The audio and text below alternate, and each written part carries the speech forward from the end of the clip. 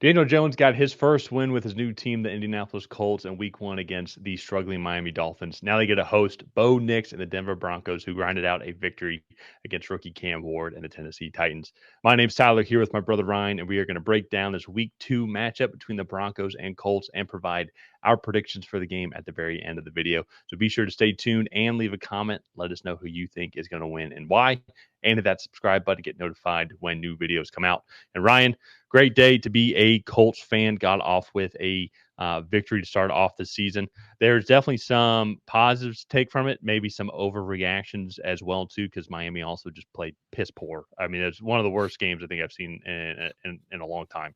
Yeah. Well, performances not nearly as bad as some of those Russell Wilson Denver Broncos games, and Denver Broncos fans can completely relate, I think, to what we're saying there. But so I think this is going to be very interesting. I think the Colts, you look at their roster, and we've been saying this in the offseason as well too. You look at the roster and be like, there's talent here. Like they can be good. We just haven't seen them piece it together. A lot of it has been, I think, the quarterback position.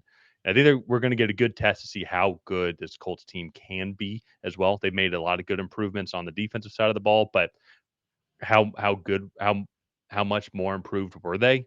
Just because it was like the two and the Dolphins just play that badly and just made some horrible throws and going to be going up against a Bo Nix Denver Broncos team who, especially offensively, didn't particularly play super well. Definitely tell it was week 1 of the season for them.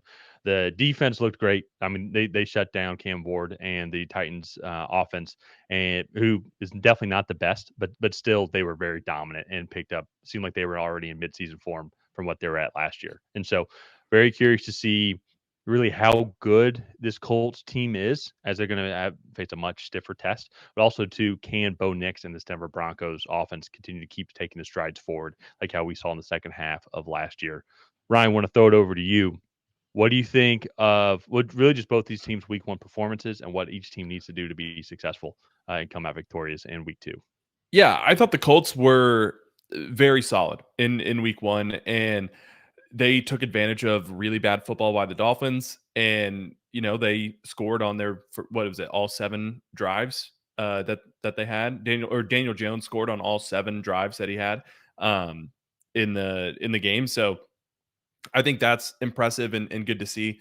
How much of that is the Colts actually making improvements and progressing? How much of that is the Dolphins being bad? We'll find out. Broncos. I Okay, so I'm not going to say this quarterback's name, but there were a lot of comparisons to Bo Nix and another quarterback that recently was classified as a bust. This did not help dispel those rumors. I still think Bo Nix is a good quarterback, and obviously you can't judge him off of one game. I'm not saying, I'll say it. Mac Jones. Everyone compared Bo Nix to Mac Jones last year because he was just like the game managing quarterback who was efficient with the football and whatnot. But in Mac Jones' second year, they really started to push the ball down the field, and it created a lot of struggles for that offense because Mac Jones struggled to, if it wasn't within 10 yards of the line of scrimmage, Mac Jones struggled with that. Bo Nix really struggled here in week 1. 25 of 40, 2 interceptions, only 176 yards. And it was just bad decisions under pressure, trying to force the ball into bad scenarios. And he's lucky he has probably the best defense in the league, because if not, that game could have looked a lot different due to how this offense played. And so RJ Harvey had a good first career game there. They did run the ball decently well. And then Cortland Sutton, 6 receptions, 61 yards and a touchdown. So that's good as well. But this defense really saved this Broncos team. But I will say, if Daniel Jones looks close to what he was in week 1, and this Broncos defense gives up a couple touchdowns to this team like they did when they played last year, the Colts just made some stupid mistakes, like dropping the ball before crossing the goal line. I think this could end up being a great start here for the Colts, and the Broncos could be left with a lot of questions here in September. Potentially, it's so. I'll say my opinion on that is I think the biggest difference right now between Bo Nix and Mac Jones is who their coach is right now. I Yeah. know Mac Jones did not have the consistent offensive coordinator or really the offensive mind Mac Jones that had a defensive coordinator. well exactly no Yeah. exactly, Yeah. and so Sean Payton being that head coach, it's I think it was a week 1 game for Bo Nix. Are there still Yeah. things to improve on? Yes, but we saw what could happen to this team, especially too as they just keep on improving, maybe even get a couple more weapons as well under the Sean Payton led Yeah. offense. And I think also too, the Tennessee Titans also they have a pretty I would say an above average to really good front seven as well too, going up against this defensive line as well. So they were able to get some pressures on him, make him uncomfortable as well too, and some decent guys in secondary too with L'Jarius Sneed, your guys' number one receiver. So this is where I think is want to keep seeing him improve on the performance that he had overall, but I don't think he's going to be a Mac Jones. I think No, he's no, no. set up. I think He he's set up for success in Denver, versus I don't believe Mac Jones was set up for success. I do believe that his rookie year uh, was kind of almost fluky. It seemed like. Well, actually, yeah. wasn't Josh McDaniels there, that offensive He coordinator, and then he yeah, left to go to the he was there Raiders? and then he left and then they replaced him with That's Matt it. Patricia. Yeah, The big thing, I'm not making that comparison. There were just a lot of people saying that Bo Nix is a more athletic Mac Jones uh last year during his rookie season. A lot of the numbers were the same in terms of efficiency and completion percentage and whatnot. Um yeah. and the concern was when this offense started to build and more got put on his plate that he wouldn't be able to step up to it. And I think that, week one was a concern. It looked like a step back from last year, especially how they ended the season. So, Yeah, but to be fair, and then I'll make it opposite comparison though, not saying Bo Nix is Joe Burrow, but how many horrible week 1 Joe Burrow games have there been?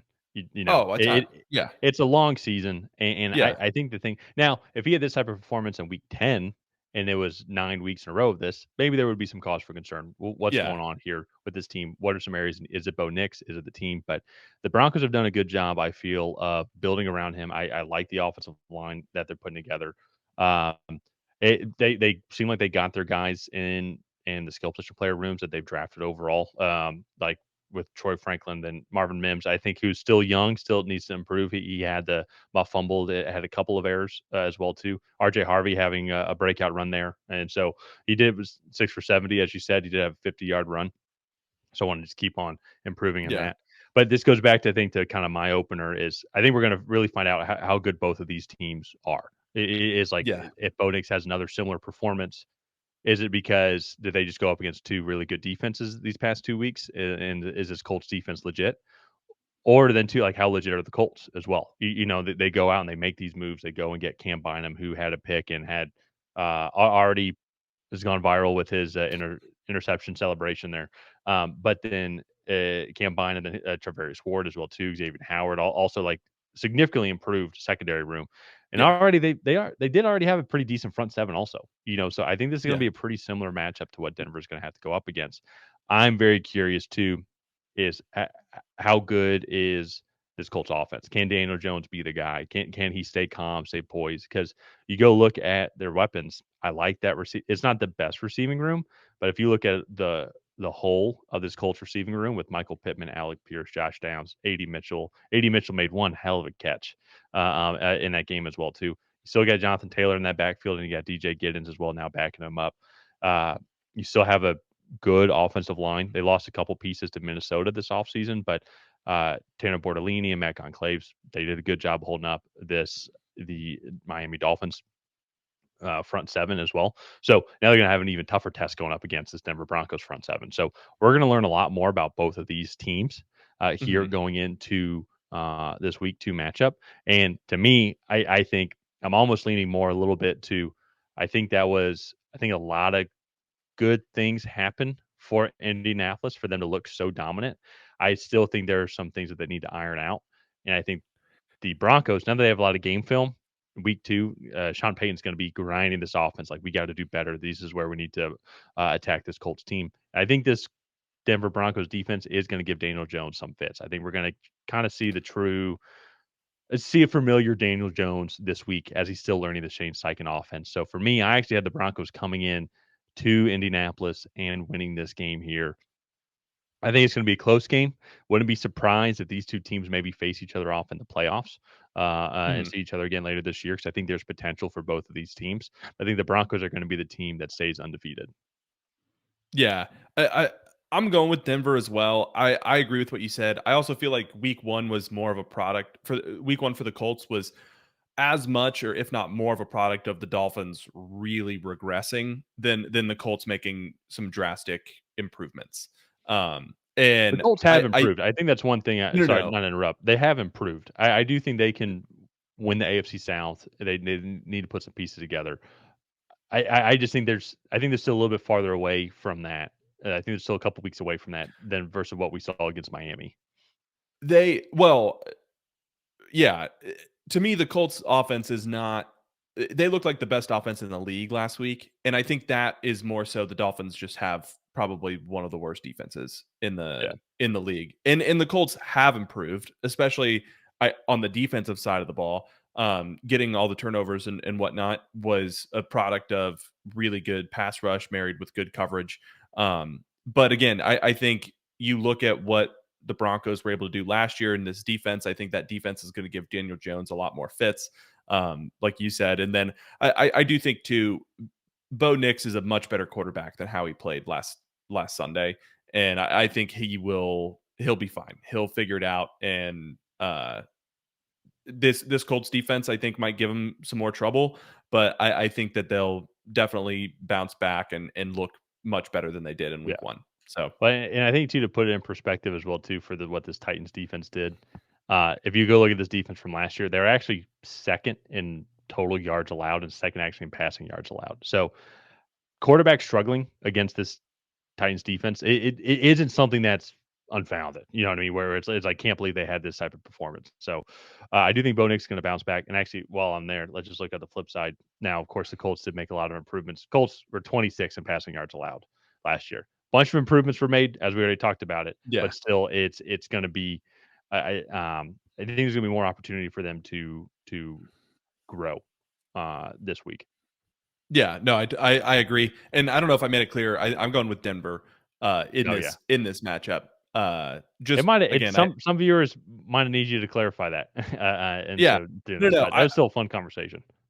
I do too. And I just think that Denver all around is the better team. I have seen it from them, whereas this Colts team, I think last week was more a product of Miami being that bad rather than the Colts having improved that much. So, Yeah, uh, you're going with Denver as well, I correct? think I said that. Yeah, Denver. Mhm. Okay. Uh, all right. Well, we're both taking the Broncos here. Let's go ahead. Let's wrap up this video. If you guys have not already, please go ahead and like and subscribe. That is the best way to help out the channel. While you're down there, leave a comment on who you think is going to come out ahead. Will it be the Denver Broncos? Will it be the Indianapolis Colts? And that we'll see you guys next time.